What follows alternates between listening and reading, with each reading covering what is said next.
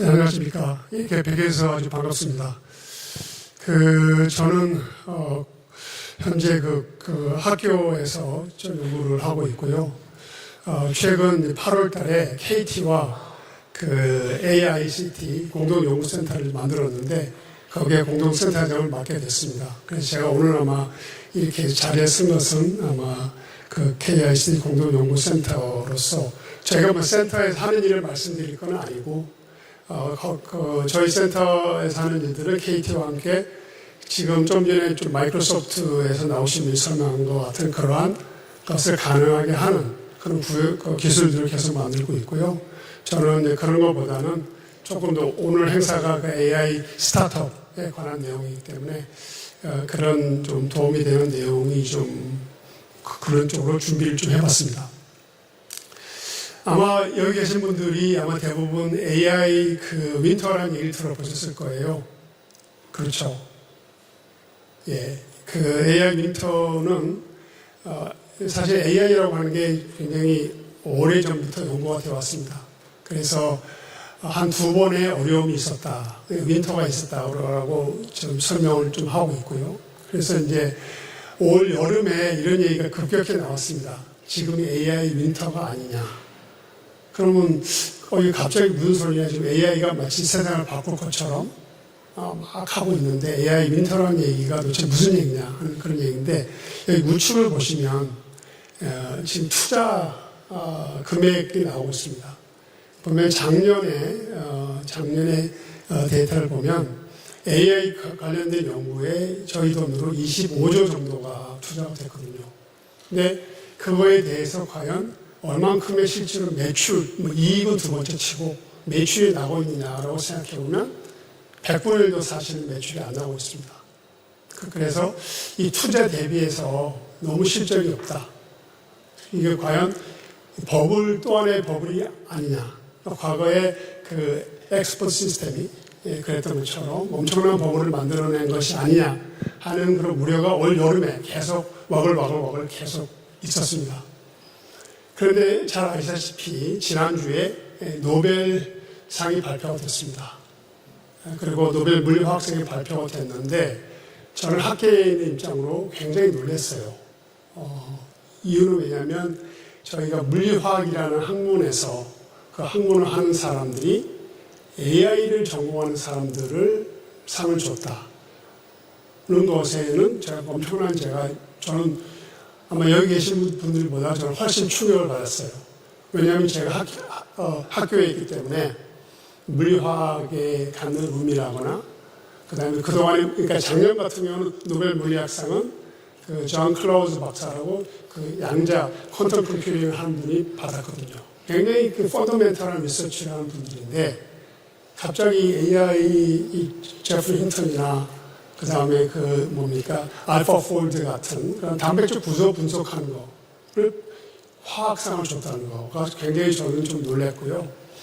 근데 또 다른 한면으로 생각을 해보면 노벨상이라는 게 결국 뭐냐 하면 혁신성이 있느냐, 그러니까 오리지널한 연구냐는 것이 중요하고, 그 다음에 그것이 오리지널 할 뿐만이 아니고 정말 이 미치는 영향력이라는 관점에서 얼마나 근본적인 영향력이냐라는 그런 관점에서 평가를 하는데, 그러면서 AI가 선정이 됐다. 수상자는 사람이지만 결국은 제가 볼 때 AI가 받은 거거든요. 자, 그러면 제가 생각을 좀 해봤습니다. AI 윈터라는 이런 주장과 그리고 노벨상이 이렇게 AI 주어졌다는 이 동시에 일어나고 있는 이것은 도대체 뭘 의미할까? 그랬을 때 제 머릿속에 드는 생각은 AI가 어쩌면 지금은 그의 효용성이나 유용성이나 영향력은 그거는 이미 그걸 의심할 필요는 없다. 다만 지금 필요한 것은 얼만큼 유효한 비즈니스 모델을 만들어낼 수 있느냐 하는 것이 굉장히 중요하다고 생각이 되고요. 제가 8월 말에 실리콘밸리를 제가 다녀왔는데, 거기서 제가 봤을 때 굉장히 많은 비즈니스 모델의 변화를 제가 봤습니다.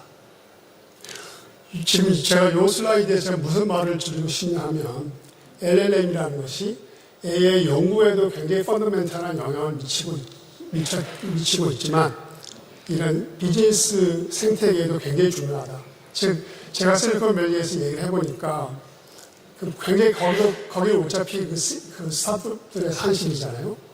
거기에 많은 번역을 해주는 자동 번역을 하는 스타트업들이 많이 있었습니다.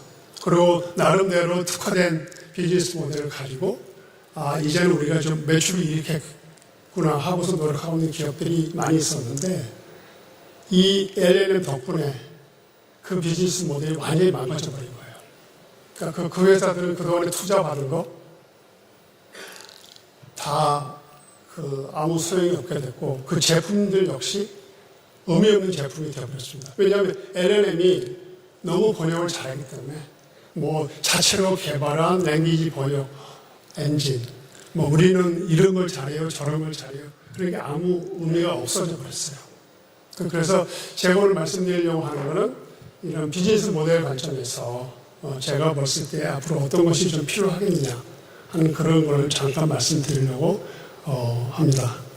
이 장표를 좀 전에 제가 설명을 드리면요. 저희가 2017년을 기점으로 해서 그 이전에는 사실 저희가 뭐 CNN이니 그 CNN 쪽 뉴스가 아니고요. CNN이니 아니면 LSTM이 하는 얘기를 많이 했는데 2017년을 기점으로 해서 트랜스포머를 완전히 넘어가게 됩니다. 그리고 트랜스포머 기반으로 해서 이 LLM들이 만들어지게 되는데요. 2020년에 어떤 논문이 나왔냐 하면 그 모델 사이즈를 크게 하면 그러면 LLM의 지식이 증가한다는 것이 발표가 됐습니다. 그리고 나서 이 그래프를 보시게 되면 2020년 이후에 2021년도 후반부터 굉장히 많은 좀 알고 계시는 그런 모델들이 나온 걸 보실 수 있을 거예요. 그러니까 이것은 뭐냐면 여러 설명에서 웹상에 있는 많은 문서들을 그냥 학습을 계속 시키는 거죠. 학습을 시켜 보니까 이게 갑자기 답변을 잘 이해를 하는 것 같이 보이는 겁니다. 그러면서 LLM이 엄청나게 발전하게 됐는데 근데 여기서 중요한 거는 이제 그 문서들도 사실 일반적인 문서고요. 문서고 만약에 거기다 전문 영역, 즉 의료라든가 법률이라든가 금융의 그런 영역들에다가 지식을 다 학습시키려고 한다면 모델이 더 커져야 되는 거죠.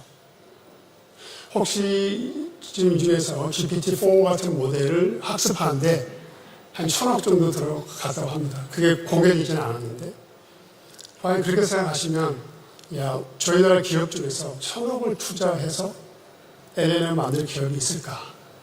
라는 질문을 하게 되고요. 그러면서 이제 사람들이 뭘 생각하기 시작했냐면, 이렇게 LLM의 규모를 키우는 거는, 즉, 지금 알려지기로는 그 하이퍼클로버, 네이버사의 하이퍼클로버가, 파라메타가 2,400억 개고, LG의 비상, 어떤 것들은 3,000억 개다, 이런 얘기들이 있는데, 한때는 그렇게 파라메타가 몇 개냐로 경쟁을 하다가, 이제는 어떻게 생각하기 시작하냐면 그거 아닌 것 같다. 이 파라미터 키우는 게 뭔 의미가 없는 것 같다는 얘기를 하기 시작했고요. 또 2023년에 어떤 논문이 좀 나오냐면 파라미터를 더 키워도 학습 능력이 그렇게 증가하지는 않더라. 오히려 파라미터 사이즈를 줄이고 데이터를 늘리는 게 학습 데이터를 늘리는 게 훨씬 좋더라 하는 그런 논문이 나오면서 이 거대 모델을 가지고서 서로 경쟁하는 건 이제 그만해야 되겠다는 것을 이제 알게 됐고요. 그러면서 사람들이 뭐에 좀 관심을 가지게 되냐면, 이 small LM, small language model이라고 하는 어떤 특정 산업이나 고유한 분야를 학습하는 건 어떨까라고 생각하기 시작합니다. 그래서 이 좌측에 보이시는 거는 아마 이 중에서 혹시 의료 관계되는 스타트업 하시는 분이 계실지 모르겠는데, 이 왼쪽에 있는 그 엑스레이를 어떻게 하면 해석할 거냐. 이거 가지고서 과거에 IBM에서 한 시도를 한 것도 있었고, 최근에 여러 기업들이 시도하고 있는데, 이걸 범용 LLM을 특정 도메인에 맞춰서 좀 개발을 해보자. 지금 여기서 중요한 건 도메인이라는 단어입니다. 도메인 단어고, 그래서 그 도메인의 고유한 요구사항, 그 다음에 거기에 있는 데이터를 가지고 좀 만들어 보면 어떨까. 과연, 그러니까 어떨까라는 의미는 과연 이것이 비즈니스 모델이 만들어질 수 있을까 하는 그런 게 되겠습니다. 그래서 약간 비교를 해보자면, 저희가 지금 쓰고 있는 LLM들은 수평적 AI라고 말할 수도 있고, 그것들은 또 저희가 파운데이션 모델이라고도 부릅니다. 그래서 기반 모델로서의 어떤 굉장히 많은 돈을 들여가면서 학습을 해야 되는 반면에 이 버티컬 AI라고 지금 요즘에 불리는 것들은 데이터 자체도 좀 도메인 스페시픽하게 금융에 관련한 그런 데이터를 집중적으로 하고, 그러다 보니까 이제 모델을 크게 가져갈 필요가 없을 수 있습니다. 그렇기 때문에 좀 그러니까 모델이 크다는 의미는 이제 파라미터가 얼마나 많으냐의 싸움이고, 결국 왜 파라미터가 많으냐 적으냐가 중요하냐면 그걸 계산해야 됩니다. 계속 업데이트하면 계산해야 되기 때문에 거기서의 컴퓨테이션을 줄일 수 있고, 그 다음에 이제 아까 프롬프트는 말씀하셨는데, 태스크 자체를 굉장히 어느 정도 이런 저희가 이제 질문하는 거는 거의 그 데이터 질문의 셋을 따져본다면 거의 무한하잖아요. 근데 이건 굉장히 좀 파이나이트한 유한한 그런 태스크들을 하는 걸 저희가 버티컬 AI고 그런 거를 관심을 갖게 됩니다. 그래서 특징을 살펴보자면 제일 중요한 건 이겁니다. 산업에서 요구되는 기술을 개발하기 때문에 아마도 상업적인 가치를 만들 수 있을 거다. 제가 아마도라고 말씀을 드리는 거는 이게 사업의 영역이기 때문에 저희가 뭐 논문을 쓴다 이럴 때는 이걸 가지고서 어떤 결론이 딱 나옵니다. 그렇죠. 실험을 하고 그 실험에 대한 걸 통해서 저희가 티오리를 입증을 하는데 사업의 영역이다 보니까 그런 말은 데피니트한 얘기를 하기 어려운데 산업에서 필요한 저희가 KT에 있는 분들하고 같이 이렇게 저희가 지금 하는 KT 저희 공동연구센터에서 AI 프로젝트라는 지금 한 15개 정도 진행하고 있습니다. 진행하고 있고, 뭐 여러 가지 지금 최신 AI 기술에 대한 연구를 하고 있는데, 다 거기가 지금 뭐에 맞춰져 있냐면, 산업 특성화 솔루션, 산업 최적화 솔루션, 실제로 문제를 해결하려면 어떻게 해야 되느냐 하는 그런 것들이 굉장히 초점에 맞춰져 있기 때문에, 그렇게 하면 어떤 좀 비즈니스 모델이 성립하지 않을까 하는 그러한 생각을 가지고 있습니다. 그래서 동행을 말씀드리면요. 제가 지금까지 서론적으로 좀 약간 자세하게 설명을 드렸는데, 지금 여기는 뭐 아마 많이들 들으셨을 수도 있고 하는 것처럼 간단히 좀 정리를 하자면, 지금 버티컬 AI 쪽으로 사실 투자가 지금 현재 굉장히 시프트가 되고 있는 상황이라고 보셔야 될 것 같고요. 그래서 혹시나 여기서 이제 어떤 스타트업을 하신다고 하면 이런 버티컬한 마켓이 어디냐 하는 게 중요할 것 같고, 또 중요한 것은 내가 잘 알고 있는 또 나와 내 동업자들이 잘 할 수 있는 도메인이 뭔가 그걸 찾는 게 굉장히 중요한 것 같아요. 그 도메인에 대한 지식을 가지고 있으면 가질수록 이 성공률이 높아진다고 생각하고요. 근데 거기서 이제 그 랭귀지 모델을 만드는 거는 굉장히 많은 도구들이 나와 있습니다. 무료 도구들도 많고요. 그런 걸 하고 있어서 상대적으로 쉽게 할 수 있는데, 문제는 그 도메인과 도메인에 필요한 데이터를 얼만큼 잘 확보하느냐. 결국 그게 관건이 되리라고 생각합니다. 저 개인적으로, 여러 이제 버티컬 시장들을 볼 때 가장 이제, 의미가 있는, 설명 비즈니스 모델이 성립할 수 있는 영역은 의료 쪽이라고 생각합니다. 지금 저희 한국 기업들도 굉장히 많이 의료 쪽으로 많이 진출한 기업들 많고, 이거 무엇보다도 뭐 잘 아실 것 같은데 시장이 엄청나게 크고요. 그렇기 때문에 의료 쪽에 거기서 엣지를 찾을 수 있다면 그건 굉장히 성공적인 스타트업이 될 수 있겠다 하는 그런 생각을 가지고 있습니다. 네, 법률 분야인데요. 법률 분야는 뭐 쉽게 아마 그 변호사 분들하고 얘기를 해보면 많은 시간을 이제 소위 말하는 판례 검색, 비교 여기에 엄청나게 보내는데 아까 좀 전에 좀 마이크로소프트에서 한번 설명을 보시면 그런 것들을 굉장히 요약해주고 정리해주는 걸 굉장히 잘 합니다. 물론 한 번씩 틀리는 게 문제죠. 한 번씩 틀리는 게 문제인데 그거를 이제 어떻게 잘 해결하느냐가 결국 관건이 될 것 같고요. 또 하나는 아마 여기서 좀 강의를 들으신 분들한테 큰 해당의 사항이 없을 것 같은데, 이 법적인, 제도적인 면에서 자꾸 이걸 막는 그런 것들이 많습니다. 국내 모 법무법인이 법률 서비스를 AI로 제공하려고 했더니 한국 변협에서 못한다라고 막는다든지 그런 이슈가 굉장히 오히려 기술적인 이슈는 오히려 저는 생각보다 없다고 생각합니다. 근데 이 법적인, 제도적인 이슈는 굉장히 어렵다. 그런 말씀을 드리고 싶고요. 그 다음에 미디어 콘텐츠는 여기 뭐 제가 볼 때는 저희 나라가 너무 잘할 수 있고 지금 현재도 잘하지만 더 잘할 수 있는 분야라고 생각이 됩니다. 그래서 혹시나 이런 쪽으로 관심이 있으시면 미디어 콘텐츠 쪽에 어떻게 하면은 비즈니스 모델을 만들까 하는 고민해 보셔도 좋을 것 같습니다. 금융, 이건 말할 것도 없죠. 금융은 이제 가장 어려운 점이 hallucination. 뭔가 답변해 줬는데 잘못된 답변을 하면 큰일이잖아요. 그래서 지금 아마 국내에서도 여러 은행들이 여러 기업들과 같이 또 KT를 포함해서 이걸 하기 위해서 굉장히 애를 쓰고 있는 걸로 알고 있습니다. 그래서 혹시 금융 쪽에 어떤 도메인 그런 경험이 있으시다면 이런 쪽도 굉장히 좀 큰 분야다라고 말씀드리고 싶고요. 한국어는 좀 굳이 말씀드릴 필요 없죠. 다만 이제 이런 버티컬 AI를 제가 하려고 할 때 두 가지 방향이 있습니다. 하나는 뭐냐면 그 파운데이션 모델이라고 불리는 거대 LLM을 가지고 파인 튜닝을 할 수가 있습니다. 그런 방법이 하나 있고 또 하나의 방법은 그야말로 이제 데이터를 가지고 독자 모델을 만들어서 빌드업을 하는 그런 방법이 있을 수 있겠습니다.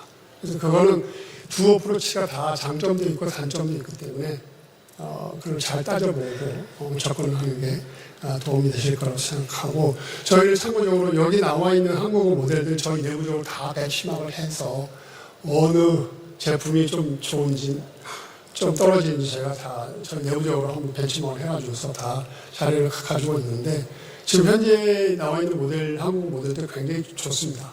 굉장히 좋고, 특별히 지금 만약 어떤 버티컬 시장을 들어가려고 할 때 굉장히 잘 활용하실 수 있을 거라고 생각합니다. 그 다음에 또 이제 오늘 주최하시는 분들이 그 MOM, Mixture Models라는 걸 좀 설명해 달라고 하는데 이거를 좀 깊이 있게 설명하려면 좀 굉장히 좀 복잡하고요. 요거에 대해 관련된 논문은 이제 2022년부터 나오기 시작했습니다. 근데 기본적인 아이디어는 어떤 거냐면 우리가 LLM을 큰 LLM을 만들려고 하니까 비용도 많이 들고 시간도 오래 걸리고 헐루시네이션 장난 아니고 막 이러다 보니까 그러지 말고 스몰 LLM들을 좀 몇 개 묶어서 써보자.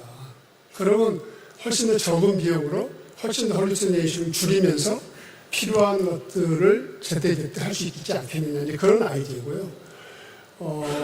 저는 이것도 굉장히 재미있는 아이디어라고 생각을 합니다. 특별히 이제, 기존에 나와 있는 여러 LLM들 또 SLM들이 있기 때문에 그걸 굳이 개발하려고 애를 쓰지 말고 그걸 묶어서 서비스에 집중하는 거죠. 그것도 하나의 좀 굉장히 재미있는 그런 어프로치가 될 거다. 이렇게 생각이 됩니다. 그래서 정리를 좀 하자면 결국은 저희 나라가 가지고 있는 또는 우리 기업하시는 분들이 가지고 있는 경쟁 우위가 뭔가를 생각하셔야 될 것 같고 근데 한 가지 꼭 좀 말씀을 드리고 싶은 것은 이제는 그냥 국내 시장에서 잘 해서 글로벌이다가 아니고 지금은 저희들도 보면 이제 글로벌이라는 게 따로 있지 않습니다. 그냥 같이 가야 된다는 걸 생각하셔야 되기 때문에 국내 시장과 해외 시장을 구분하지 않고 처음부터 그런 플랜을 세우시는 게 필요하지 않나 하는 생각이 들고요. 이건 뭐 제가 드린 말씀입니다. 결국은 비즈니스 모델을 만드는 그런 AI 스타트업만 살아남을 거다. 뭐 우리가 뭐 했습니다. 뭐 이런 거는 이제 별로 의미가 없어지는 게 시기가 됐고요. 과거에 서치 시장이 그랬습니다. 그래서 정리를 하자면 이전에 AI 기술 자체는 굉장히 지금 성숙한 단계에 들어와서 사업으로 좋은 성공이 되시기를 바랍니다. 감사합니다. 감사합니다. 네, 큰 박수 부탁드리겠습니다.